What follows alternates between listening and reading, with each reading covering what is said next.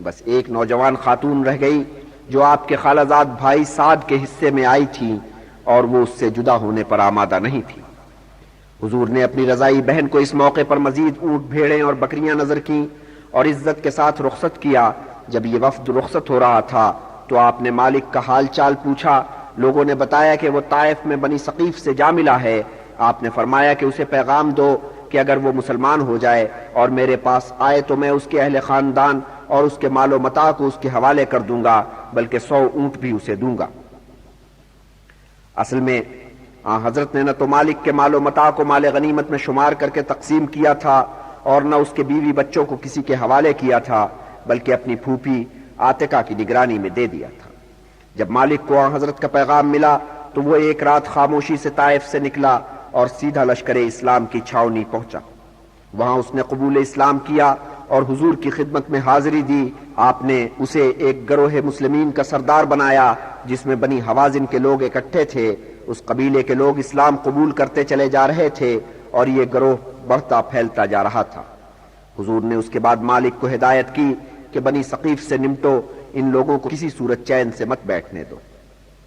مگر نو مسلموں پر حضور کی عنایات دیکھ کر انصار کے بعض حلقوں میں ایک بے اطمینانی کی لہر دوڑ گئی تھی۔ ان 4000 انصار میں جو لشکر میں شامل تھے زیادہ تر غریب غربا تھے، مگر مال غنیمت میں سے جو حصہ انہیں ملا تھا وہ واجبی تھا۔ یوں سمجھیے کہ ہر ایک کے حصے میں 4 اونٹ آئے تھے۔ ان کا خیال تھا کہ ان کے حصے میں جو اسیر آئے ہیں ان کے وارثوں سے انہیں معاوضے کے طور پر اچھی رقم مل جائے گی، مگر حضرت کی خوشی کی خاطر انہوں نے یہ اسیر بھی کچھ لیے دیے بغیر واپس کر دیے۔ ادھر وہ یہ دیکھ رہے تھے کہ اہل قریش کی 16 بااثر شخصیتوں پر اور دوسرے قبیلے کے سرداروں پر لطف و عنایات کی بارش ہو رہی ہے، اور جن پر لطف و عنایات کی بارش ہو رہی تھی وہ خیر سے کھاتے پیتے لوگ تھے۔ ادھر ان کی اپنی مالی حالت سقیم تھی، مگر ان میں سے کسی پر کوئی عنایت نہیں ہوئی تھی۔ مال غنیمت کے حصے بکرے میں جتنا حصہ ان کا بنتا تھا بس اتنا مل گیا تھا۔ ویسے تو مہاجروں پر بھی کون سی خصوصی عنایت ہوئی تھی، انہیں بھی جو کچھ ملا تھا حصہ رسد ہی ملا تھا، مگر انصار کے لیے یہ بات وجہ تسلی نہیں بن سکتی تھی۔ وہ تو یوں سوچتے تھے کہ جن لوگوں پر عنایات کی بارش ہوئی ہیں وہ قریشی ہیں اور مہاجروں کے اقربا میں سے۔ انصار کے حلقوں میں محرومی کا احساس جب بہت بڑھ چلا تو حضرت سعد ابن عبادہ رضی اللہ تعالی عنہ حضور کی خدمت میں پہنچے اور انصار کے رد عمل سے آپ کو آگاہ کیا۔ حضور نے سوال کیا، اے سعد، خود اس باب میں تو کیا کہتا ہے؟ سعد نے جواب دیا، یا رسول اللہ، میں بھی آخر انہی لوگوں میں سے ہوں۔ تب حضور انصار کے پاس تشریف لے گئے اور یوں خطاب فرمایا، اے گروہ انصار، میں نے سنا ہے کہ تم مجھ سے کبیدہ خاطر ہو۔ میں تم سے پوچھتا ہوں کہ کیا ایسا نہیں ہے کہ تم گمراہ تھے اور اللہ تعالیٰ نے تمہیں ہدایت دی؟ تم مفلس و نادار تھے، پاک پروردگار نے تمہیں تمنگری بخشی۔ تم ایک دوسرے کے دشمن تھے اور خدائے بزرگ نے تمہارے دلوں کو آپس میں ملا دیا۔ بے شک یہ درست ہے، بے شک اللہ تعالیٰ رحیم و کریم ہے اور اس کے رسول کے ہم پر بہت احسانات ہیں۔ انصار نے جواب دیا۔ حضور نے فرمایا، اے گروہ انصار، تم چاہو تو تم مجھے پلٹ کر اس بات کا جواب بھی دے سکتے ہو۔ انصار نے کہا، یا رسول اللہ، ہم آپ کو پلٹ کر کیا جواب دے سکتے ہیں؟ حضور نے فرمایا، اے گروہ انصار، تم اگر چاہو تو تم مجھے 2 ٹوک جواب دے سکتے ہو کہ حضور آپ کو آپ کے لوگوں نے رد کر دیا تھا، ہم نے آپ کو قبول کیا۔ آپ بے یار و مددگار تھے، ہم نے آپ کی حمایت و امداد کی۔ آپ کو آپ کے لوگوں نے نکال باہر کیا تھا، ہم نے آپ کو سر آنکھوں پر بٹھایا۔ آپ بے سہارا تھے، ہم نے آپ کو سہارا دیا اور دلجوئی کی۔ سو اگر تم یہ کہو گے تو یہ بات ایسی غلط نہیں ہوگی، میں خود اس کی توثیق کروں گا۔ مگر اے گروہ انصار، کیا تم مال دنیا کے لیے ملال کر رہے ہو؟ میں نے اس مال سے آنے والے لوگوں کی دلجوئی کرنی چاہی تھی کہ شاید اس طور ان کی تالیف قلب ہو جائے اور وہ خلوص نیت سے اللہ کی اطاعت کریں۔ تم پر میں نے یہ سوچ کر اعتماد کیا تھا کہ ان کے پاس تو دین کی دولت ہے۔ اے میرے انصار، کیا تم اس پر مطمئن نہیں ہو کہ یہ لوگ تو اپنے ساتھ اونٹ اور بھیڑ بکریاں لے کر جائیں گے اور تم اپنے ساتھ خدا کے رسول کو لے کر گھروں کو لوٹو گے؟ خدا کی قسم، اگر باقی سب لوگ ایک راہ پر جائیں اور انصار دوسری راہ پر جائیں تو میں انصار والی راہ پر جاؤں گا۔ خدائے رحیم و کریم انصار پر اپنی رحمتیں نازل کرے اور ان کے بیٹوں پر اور ان کے بیٹوں کے بیٹوں پر۔ انصار نے یہ خطبہ سنا اور وہ روئے، اور وہ اس شدت سے روئے کہ ان کی داڑھیاں آنسوؤں سے تر ہو گئیں۔ پھر انہوں نے ایک زبان ہو کر کہا، ہمارے لیے خدا کا رسول بہت ہے، یہی ہمارا حصہ ہے، یہی ہمارا مقدر۔ رسول پاک صلی اللہ علیہ وسلم جیرانہ سے مکہ تشریف لے گئے، وہاں عمرہ کیا، پھر وہاں سے مدینہ کی راہ لی۔ مدینہ سے ابھی دور تھے کہ بنی ثقیف میں سے ایک شخص کہ نام اس کا عروہ تھا بھاگتا دوڑتا آپ کی خدمت میں پہنچا۔ یہ شخص جنگ حنین کے دنوں میں یمن کے سفر پہ گیا ہوا تھا، واپس آیا تو اس نے حضرت کی فتح کا احوال سنا۔ اسے یہ فتح ایک معجزہ معلوم ہوئی۔ حضور سے متاثر تو وہ اس زمانے میں ہو گیا تھا جب صلح حدیبیہ کے موقع پہ آپ کو دیکھا تھا۔ اب اسے یقین ہو گیا کہ رسول سچے ہیں۔ اس نے حضرت کی اطاعت قبول کی اور مسلمان ہو گیا۔ مسلمان ہو جانے کے بعد عروہ نے حضرت سے عرض کیا، یا رسول اللہ، اب مجھے آپ اجازت دیجئے کہ طائف جا کر بنی ثقیف کو اسلام قبول کرنے پر آمادہ کروں۔ حضور نے فرمایا، اے عروہ، وہ لوگ تجھے قتل کر ڈالیں گے۔ عروہ نے کہا، یا رسول اللہ، وہ لوگ مجھے اپنی پیلوٹی کی اولاد سے بھی زیادہ عزیز رکھتے ہیں۔ حضور نے پھر فرمایا، اے عروہ، وہ لوگ تجھے قتل کر ڈالیں گے۔ مگر عروہ نے تیسری دفعہ پھر طائف جانے کی اجازت چاہی۔ تب حضور نے فرمایا، اچھا عزیز، اگر تو جانے پر تل گیا ہے تو چلا جا۔ مگر حضور نے جو کچھ فرمایا تھا وہ پورا ہوا۔ ان لوگوں نے اس کے گھر کے گرد گھیرا ڈال لیا اور تیر برسانے شروع کر دیے۔ ایک تیر اس کے آ کر لگا، اس سے وہ گھائل ہوا اور جاں پر نہ ہو سکا۔ اہل خاندان نے مرتے وقت اس سے پوچھا، اے عروہ، تو اپنی موت کے باب میں کیا کہتا ہے؟ بولا، میں باری تعالیٰ کا شکر ادا کرتا ہوں کہ اس نے مجھے اپنی آغوش رحمت میں لے لیا۔ پھر اس نے انہیں وصیت کی کہ اسے ان شہداء کے قریب دفن کیا جائے جنہوں نے محاصرہ طائف کے دوران شہادت پائی، اور اہل خاندان نے اس کی وصیت پوری کی۔ جب حضرت کو اس کی موت کی خبر ملی تو آپ نے فرمایا کہ وہ اہل یاسین کی مثال تھا جس نے اپنے لوگوں کو خدا تعالیٰ پر ایمان لانے کی دعوت دی اور انہوں نے اسے قتل کر ڈالا۔ عروہ کے انتقال کے بعد اس کا بیٹا اور بھتیجا دونوں طائف سے نکلے اور مدینہ آ کر مسلمان ہو گئے۔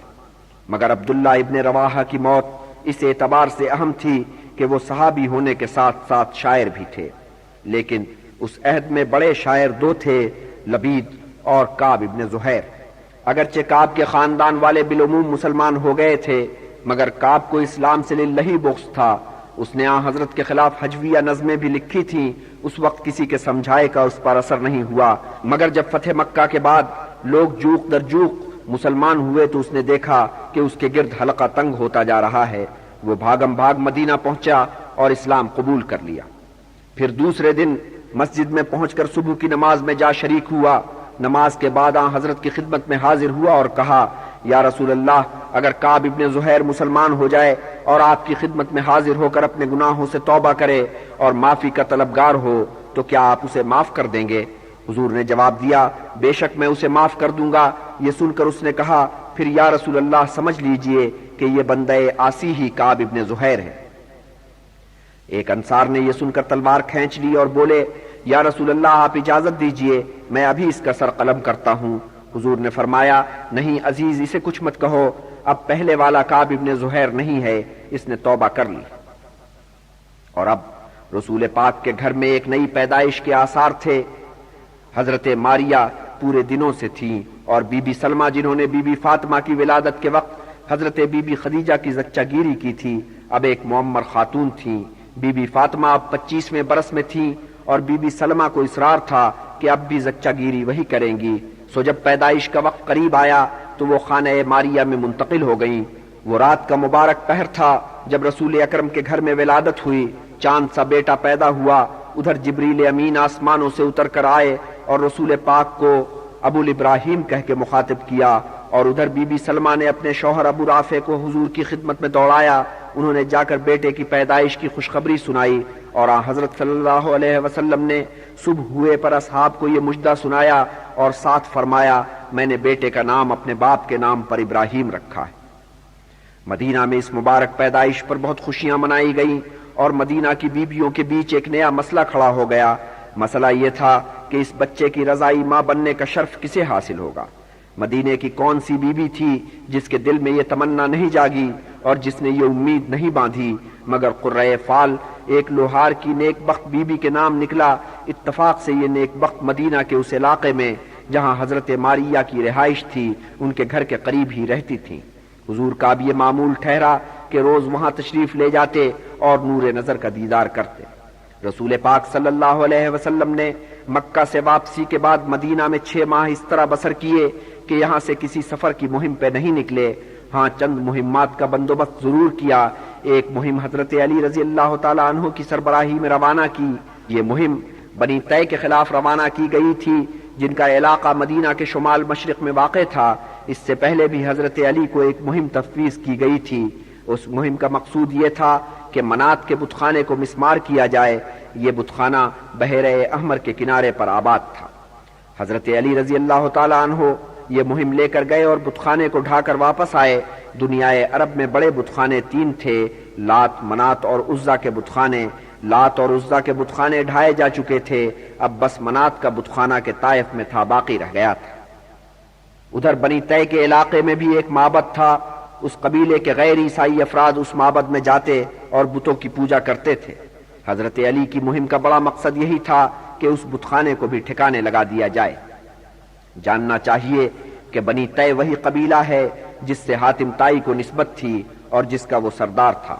حاتم مذہباً عیسائی تھا، اس کا بیٹا بھی عیسائیت کا پابند رہا اور حاتم کے انتقال کے بعد قبیلے کا سردار بنا۔ جب حضرت علی رضی اللہ تعالیٰ عنہ نے اس قبیلے پر چڑھائی کی تو عدی اپنے اہل خاندان کو ساتھ لے کر فرار ہو گیا، مگر اس کی ایک بہن ساتھ جانے سے رہ گئی، سو وہ اسیر ہو گئی۔ جب اسے آن حضرت کے حضور پیش کیا گیا تو وہ آپ کے قدموں پر گر پڑی اور یوں عرض پرداز ہوئی کہ اے رسول، میں حاتم طائی کی بیٹی ہوں۔ میرے باپ کا یہ شعار تھا کہ وہ اسیروں کو رہائی دیتا تھا، مہمانوں کی تواضع کرتا تھا، بھوکوں کو کھانا کھلاتا تھا اور مصیبت زدوں کے لیے آرام و آسائش کا اہتمام کرتا تھا۔ اس کے در سے کبھی کوئی سائل محروم نہیں پھرا۔ رسول پاک صلی اللہ علیہ وسلم نے فرمایا، اس بی بی کو رہا کر دو، اس کا باپ نیکی اور شرافت کا دلدادہ تھا، اللہ تعالیٰ ایسے لوگوں کو عزیز رکھتا ہے۔ اسی اثناء میں اس قبیلے کا ایک شخص اس کی رہائی کی اپیل کرنے کے لیے آن پہنچا۔ حضرت نے اس بی بی کو ایک اونٹ اور چند دوسرے تحائف دے کر اس شخص کے ساتھ رخصت کیا۔ یہ بی بی یہاں سے رخصت ہو کر اپنے بھائی کے پاس پہنچی اور اسے مدینہ جانے پر آمادہ کیا۔ بی بی کی باتوں نے اثر کیا، عدی مدینہ آیا اور اسلام قبول کر لیا اور حضرت صلی اللہ علیہ وسلم سے وفاداری کا حلف اٹھایا۔ حضرت نے اس کی سرداری کو بحال کر دیا۔ اب عدی پھر اپنے قبیلے کا سردار تھا اور حضرت کا وفادار۔ انہی مہینوں میں حبشہ سے خبر آئی کہ شاہ نجاشی کا انتقال ہو گیا۔ حضرت صلی اللہ علیہ وسلم نے نماز کے بعد نمازیوں سے خطاب کیا اور یوں فرمایا کہ اے لوگو، آج کا دن افسوس کا دن ہے کہ ایک راست باز شخص دنیا سے اٹھ گیا، سو اٹھو اور اس کے لیے دعائے مغفرت کرو۔ پھر آپ نے اس کی غائبانہ نماز جنازہ پڑھائی اور حبشہ سے آنے والوں نے بتایا کہ وہاں لوگوں نے یہ دیکھا ہے کہ اس راست باز بادشاہ کی قبر سے مستقل ایک روشنی پھوٹ رہی ہے۔ جنگ حنین کے تھوڑے ہی دنوں بعد کا یہ واقعہ ہے کہ شہنشاہ ہرقل نے صلیب کی شبیہ کو یروشلم میں بحال کیا۔ اس طرح گویا بازنطینیوں کو اہل فارس پر مکمل فتح حاصل ہو گئی۔ اس کے نتیجے میں اہل فارس کو شام اور مصر دونوں ملکوں سے اپنے لشکر ہٹانے پڑے۔ مسلمانوں کے لیے اس فتح میں یہ خوشی کا پہلو تھا، لیکن شام کے معاملے میں یہ ہوا کہ ایک خطرے کا قلع قمع ہوا تو دوسرا خطرہ سر پہ منڈلانے لگا۔ اب تو بس ایک اسی طرف سے اسلامی مملکت کو خطرہ باقی رہ گیا تھا۔ مدینہ میں طرح طرح کی افواہیں اڑ رہی تھیں۔ ایک افواہ یہ تھی کہ ہرقل نے مدینہ پر حملہ کا منصوبہ باندھا ہے اور اس خاطر اس نے اپنے لشکریوں کو 1 سال کی پیشگی تنخواہ ادا کر دی ہے کہ یہ مہم طول کھینچے گی۔ ایک افواہ یہ اڑی ہوئی تھی کہ بازنطینی لشکر چل پڑا ہے اور مارا مار کرتا بلقاء کے مقام تک پہنچ چکا ہے، وہاں اس نے مختلف عرب قبیلوں کو اپنے ساتھ ملا لیا ہے۔ ان افواہوں کی کیفیت یہ تھی کہ بعض کی حیثیت ایک مبالغہ آمیز خبر کی تھی اور بعض حقائق کے یکسر خلاف تھی، مگر ایک واقعہ عجیب گزرا جس کا بہت کم لوگوں کو پتا تھا۔ اہل فارس سے جنگ کے دنوں میں ہرقل نے خواب دیکھا کہ شام کے طول و عرض میں ایک شخص کے نام کا ڈنکا بج رہا ہے۔ ہرقل نے طے کیا کہ یہ وہی شخص ہے جس کی طرف سے اسے ایک رقعہ موصول ہوا تھا اور جس میں اسے اسلام قبول کرنے کی دعوت دی گئی تھی۔ خواب اتنا روشن تھا اور اس طرح ہرقل اس خواب کی گرفت میں آیا کہ وہ جنوب کی طرف پیش قدمی کرتے کرتے ٹھٹک گیا۔ خود شام کا دفاع تذبذب کا شکار ہو گیا۔ ہرقل نے اپنے سالاروں کے سامنے یہ تجویز رکھی کہ رسول اللہ کے ساتھ ایک معاہدہ کیا جائے، شام کا علاقہ ان کے حوالے کر دیا جائے، اس شرط کے ساتھ کہ وہ اس کی شمالی سرحدوں سے آگے قدم نہ بڑھائیں۔ سالاروں کے سامنے جب یہ تجویز رکھی گئی تو وہ دنگ رہ گئے۔ انہوں نے اس تجویز کی اتنی سختی سے مخالفت کی کہ شہنشاہ کو اسے ترک کرنا پڑا، مگر خواب بدستور اس کے دل و دماغ پہ چھایا رہا۔ ادھر حضور صلی اللہ علیہ وسلم کو یقین کامل تھا کہ شام کی راہیں لشکر اسلام کی منتظر ہیں، سو آپ نے بازنطینیوں سے دو ہاتھ کرنے کا عزم باندھا اور ایک بڑا لشکر آراستہ کرنا شروع کر دیا۔ آگے تو آپ مہمات کے سلسلے میں رازداری برتا کرتے تھے، مگر اس بار آپ نے ڈنکے کی چوٹ مہم کا اعلان کیا، مکہ کی طرف اور حلیف قبائل کی طرف قاصد بھیجے اس پیغام کے ساتھ کہ اپنے مسلح آدمی اور گھڑ سوار بھیجو، ہمیں شام کی مہم درپیش۔ یہ سن 630 عیسوی کا واقعہ ہے۔ اکتوبر کا مہینہ تھا، گرمی کے دن تھے، اس برس بارشیں نہیں ہوئی تھیں، اس لیے گرمی معمول سے بہت زیادہ تھی۔ جہاد سے جان چرانے والوں کے لیے ایک یہ وجہ بھی بہت تھی، پھر پھلوں کے پکنے کا موسم بھی آن لگا تھا، پھلوں نے بھی ان لوگوں کے دامن کو پکڑ لیا۔ پھر رومی لشکر کا روب و داب، بس یہ مختلف وجوہ اکٹھی ہو گئیں، کتنے ہی لوگ جن میں منافق پیش تھے جہاد میں شریک نہ ہونے کے بہانے تراشنے لگے۔ 4 راسخ العقیدہ مسلمان بھی تھے جو ٹالتے رہے، حتیٰ کہ لشکر کوچ کر گیا اور وہ پچھتاتے رہ گئے۔ بدوی قبائل میں سے بھی کتنے لوگ کنی کاٹ گئے۔ خیر مسلمانوں کی اکثریت جہاد کے لیے کمر بستہ تھی، مگر سچے اور کھرے مسلمان جوخ در جوخ آ رہے تھے اور لشکر میں شامل ہو رہے تھے۔ صاحب مقدرت مسلمان لشکر کے اخراجات کے لیے رقم نظر کر رہے تھے۔ سب سے بڑھ چڑھ کر حضرت عثمان غنی رضی اللہ تعالی عنہ نے رقم نظر کی، مگر اس کے باوجود لشکر بڑا تھا اور اس کے اخراجات کے لیے رقم تھوڑی تھی۔ بہت سے مجاہدوں کو واپس گھر بھیجنا پڑا، اس لیے کہ ان کے لیے گھوڑے مہیا نہیں تھے۔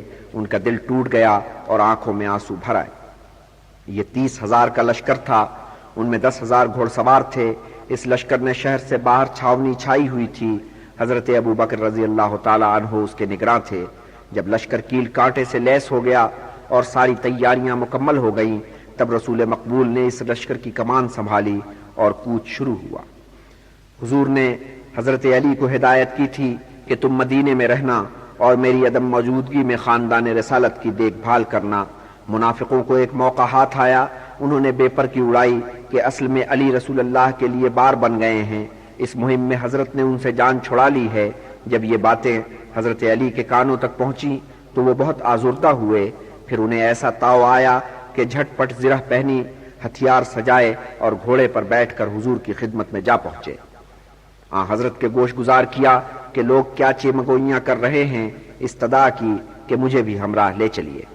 تب رسول پاک صلی اللہ علیہ وسلم نے فرمایا، یہ لوگ جھوٹے ہیں، میں نے جن بیویوں کو پیچھے چھوڑا ہے ان کی خاطر میں نے تم سے مدینہ میں رہنے کی اپیل کی ہے۔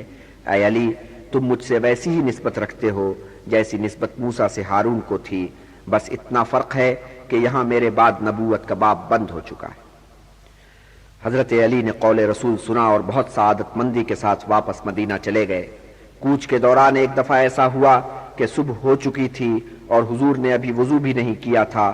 ادھر غازی نماز کے لیے صف بستہ کھڑے تھے، انہیں خیال پیدا ہوا کہ آج نماز میں دیر ہو جائے گی کہ سورج طلوع ہونے کو ہے۔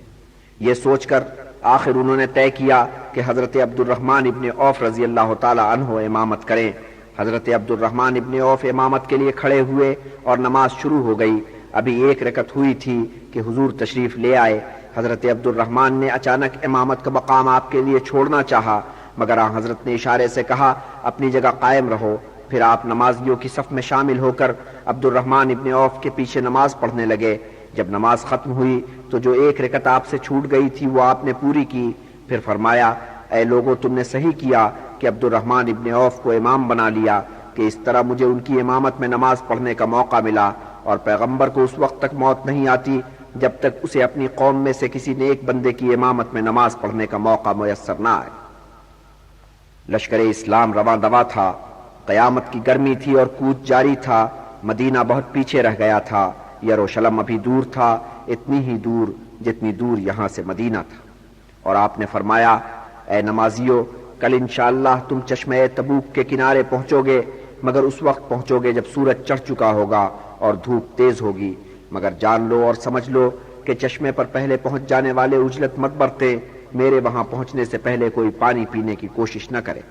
مگر ہوا یوں کہ پہلے پہنچنے والوں میں دو نے اجلت سے کام لیا اور چشمے سے پانی لے کر پی لیا، اور جب باقی لشکر وہاں پہنچا تو چشمے میں پانی برائے نام رہ گیا تھا۔ تب حضور نے ان دو اجلت پسندوں کو سرزنش کی، پھر چند رفقا سے کہا چشمے میں جو تھوڑا بہت پانی نظر آ رہا ہے اسے چلو میں لے کر کسی مشک میں جمع کر لیں۔ اس ہدایت پر عمل کیا گیا، اور جب مشک میں تھوڑا پانی جمع ہو گیا تو آپ نے اس پانی میں ہاتھ دھوئے اور چہرہ دھویا، پھر اس پانی کو چٹان پر جو چشمے کے دہانے پر واقع تھی چھڑک دیا، پھر ہاتھ اٹھا کر دعا کی۔ اچانک ایسی آواز پیدا ہوئی جیسے بجلی کڑکتی ہے، اور اس کے ساتھ ہی چٹان سے پانی ابلنے لگا، اور جب تک پورا لشکر سیراب نہیں ہو گیا اور ان کی ساری ضرورتیں پوری نہیں ہو گئیں پانی اسی طرح ابلتا رہا۔ پھر آپ نے معاذ سے کہ قریب ہی کھڑے تھے فرمایا، اے معاذ، شاید تو اس وقت تک زندہ رہے اور اس مقام پر باغوں کو پھولتے پھلتے دیکھے۔ اور رسول پاک ان 4 راسخ العقیدہ مسلمانوں کو دھیان میں لائے جو اپنی الکساہٹ میں ساتھ نہیں آ سکے تھے، اور آپ دل گرفتہ ہوئے۔ اسی عالم میں آپ نے دیکھا کہ دور گرد اڑ رہی ہے اور ایک سوار اکیلا چلا آ رہا ہے۔ ابھی منظر دھندلا تھا اور سوار کا چہرہ بھی نظر نہیں آ رہا تھا۔ آپ کے دہن مبارک سے ابو خیشم کا نام نکلا، اور سوار جب قریب پہنچا تو وہ واقعی ابو خیشم تھا۔ حضرت نے اسے دیکھ کر فرمایا، اے ابو خیشم، تیرے لیے افسوس ہے۔ مگر ابو خیشم نے جب اپنا احوال سنایا تو آپ نے اس کے لیے دعائے خیر کی، اور ابو خیشم 4 رہ جانے والے مسلمانوں میں سے تھے۔ ان کا احوال یہ تھا کہ کوچ کے 10 دن بعد وہ ایک دوپہر اپنے باغ کی طرف گئے۔ گرمی سخت تھی اور ابو خیشم کے باغ کے درخت گھنے اور سایہ دار تھے۔ باغ میں 2 خیمے نصب تھے، ایک خیمے میں ایک زوجہ نے، دوسرے خیمے میں دوسرے زوجہ نے ان کے لیے دسترخوان سجا رکھا تھا اور گھڑے میں پانی ٹھنڈا کیا ہوا تھا۔ ابو خیشم نے ایک خیمے میں داخل ہوتے ہوتے سجا ہوا دسترخوان اور پانی سے بھرا ہوا گھڑا دیکھا اور ٹھٹک کر کھڑے ہو گئے۔ پھر یوں بولے کہ اللہ کے رسول سفر میں ہیں، راہیں دھوپ سے تپ رہی ہیں اور لو چل رہی ہے، اور یہاں خیشم باغ کی ٹھنڈی ہوا میں ہے۔ پھر انہوں نے اپنی دونوں بیویوں سے کہا کہ قسم ہے پاک پروردگار کی، میں تم دونوں میں سے کسی کے خیمے میں بھی قدم نہیں رکھوں گا۔ میں اب رسول اللہ کے حضور پہنچ کر دم لوں گا، سو میرے سفر کا سامان تیار کرو۔ ان نیک بخت بیویوں نے جھٹ پٹ سفر کا سامان تیار کیا۔ ابو خیشم ان سامان سفر کے ساتھ جلدی سے اونٹ پر سوار ہوئے اور چل پڑے۔ لشکر نے تبوک کے مقام پر 20 دن تک پڑاؤ کیا۔ معلوم ہوا کہ بازنطینیوں کی یورش کی جو افواہیں اڑی تھیں سب بے بنیاد تھیں۔ بہرحال اس موقع پر حضور نے یہود و نصارہ کے ایک گروہ سے جو خلیج عقبہ کے سرے پر آباد تھا ایک معاہدہ کیا۔ معاہدہ یہ تھا کہ وہ لوگ سالانہ خراج ادا کیا کریں گے۔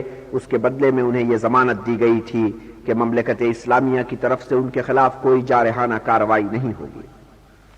اس کے بعد آپ مدینہ کی طرف واپس چلے اور حضرت خالد ابن ولید کو 420 گھوڑ سواروں کے ہمراہ دومت الجندل کی مہم پر روانہ کیا۔ یہ علاقہ تبوک کے شمال مشرق میں اس شاہراہ پر واقع تھا جو مدینہ سے عراق کی طرف جاتی تھی۔ اسی راستے سے ایک راہ شام کی طرف نکلتی تھی، سو اس مقام کی اہمیت بہت تھی۔ اس کا حکمران مذہباً عیسائی تھا۔ خالد ابن ولید کا حملہ اچانک تھا۔ اس وقت وہ حکمران سیر و شکار میں مصروف تھا۔ حضرت خالد ابن ولید رضی اللہ تعالیٰ عنہ اسے قیدی بنا کر مدینہ لائے۔ یہاں اس نے اسلام قبول کیا اور حضرت صلی اللہ علیہ وسلم کا حلیف بن گیا۔ جب حضور تبوک سے مدینہ واپس پہنچے تو یہ افسوسناک خبر آپ کو ملی کہ آپ کی عزیز بیٹی ام کلثوم کا انتقال ہو چکا ہے۔ حضور نے بیٹی کی قبر پر جا کر فاتحہ پڑھی اور مغفرت کے لیے دعا کی۔ اب وہ منافق لوگ جنہوں نے جہاد میں شریک ہونے سے گریز کیا تھا پشیمان ہو کر حضور کی خدمت میں حاضر ہوئے اور بہت عذر معذرت کی۔ حضرت نے ان سے درگزر کیا مگر یہ بھی جتا دیا کہ اللہ تعالیٰ خوب جانتا ہے کہ کس کے دل میں کیا ہے۔ پھر ان 4 مسلمانوں کا مقدمہ پیش ہوا جنہوں نے ٹال مٹول کی اور مہم میں شامل نہیں ہوئے۔ خیر ان میں سے ایک بندہ خدا یعنی ابو خیشم تو بعد میں لشکر سے جا ملے تھے، باقی رہ گئے 3۔ ان کے متعلق حضور نے یہ ارشاد فرمایا، ان کا معاملہ اللہ کے ہاتھ میں ہے، جب تک ادھر سے ان کی بخشش نہیں ہوتی تب تک کوئی مسلمان ان سے بات چیت نہ کرے۔ یہ 3 مسلمان 50 دن تک سب مسلمانوں سے الگ تھلگ دن گزارتے رہے، سب نے ان سے قطع تعلق کر لیا تھا۔ 50ویں دن وحی نازل ہوئی جس میں ان کی معافی کی بشارت تھی۔ حضور نے بعد نماز مسجد میں یہ خوشخبری سنائی، مسلمان خوش ہوئے اور جا کر انہیں یہ خوشخبری سنائی۔ اور اب طائف کا احوال۔ طائف کا احوال یوں تھا کہ بنی حوازن کا سردار مالک قبول اسلام کے بعد نہ خود چین سے بیٹھا نہ اہل طائف کو چین سے بیٹھنے دیا۔ بنو ثقیف کو بہت غرہ تھا کہ ان کا شہر سیسا پلائی ہوئی دیوار ہے، اسے کوئی تسخیر نہیں کر سکتا۔ اب صورت یہ تھی کہ چاروں طرف دور و نزدیک مسلمانوں کی آبادیاں تھیں، یہ شہر ان کے نرغے میں تھا، یہاں سے جو کارواں جایا کرتے تھے اب وہ غیر محفوظ تھے، بلکہ اب تو ان کے اونٹ اور بھیڑ بکریاں بھی چراگاہوں میں اطمینان سے چر نہیں سکتے تھے۔ مالک نے ان کا ناطقہ بند کر رکھا تھا، اس کے آدمی طاق میں رہتے تھے کہ ان کے جانور چراگاہوں میں آئیں اور وہ ان پر چھاپا مارے۔ اس مرد خدا نے ان لوگوں کو خبردار کر دیا تھا کہ اگر تم نے بت پرستی سے توبہ نہ کی تو تمہارا جو آدمی میرے ہتھے چڑھے گا میں اسے موت کے گھاٹ اتار دوں گا۔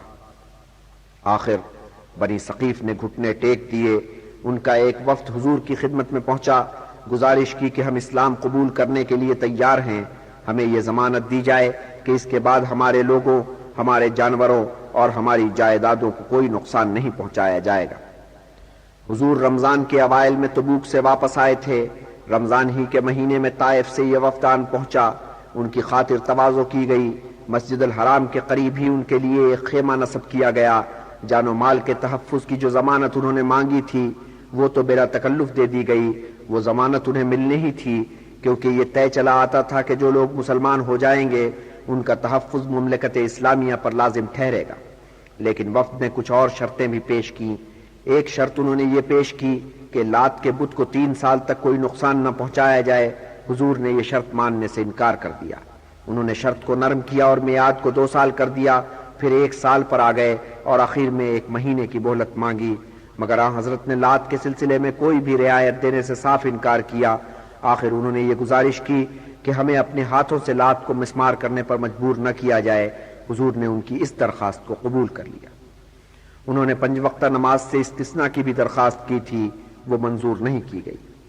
تو جب یہ وفد واپس جانے لگا تو آن حضرت نے عروہ کے بھتیجے مغیرہ کو لات کو مسمار کرنے کے لیے ان کے ہمراہ کر دیا، ساتھ میں ابو سفیان کو بھی بھیجا گیا کہ تمہیں مغیرہ کا اس کام میں ہاتھ پٹانا ہے۔ جب یہ بت ڈھایا جا رہا تھا تو طائف کے گھروں میں صف ماتم بچھی ہوئی تھی، طائف کی عورتوں نے بہت بین کیے، بہت گریہ وزاری کی۔